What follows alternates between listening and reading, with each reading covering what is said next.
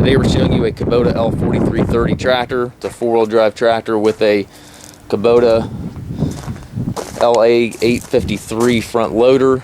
Loader's quick attach. The bucket here is quick attach as well.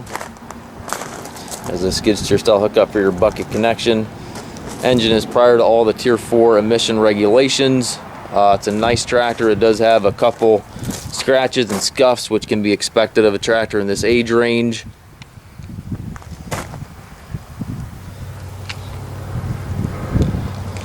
Tractor has 41 horsepower, has the hydrostatic transmission, tilt steering wheel, full deluxe seat there for the operator, has the canopy top up top there, telescopic 3-point arms, top link, again ag tires.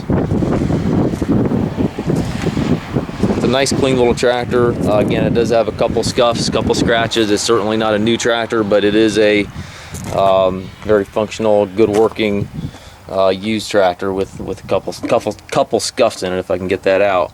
Again, it does have the hydrostatic transmission, rocker pedal there for forward reverse, and then to the left here you've got your 3 ranges, and then also your cruise control lever, which you can use to lock your speed if you're brush hogging or doing something to that nature.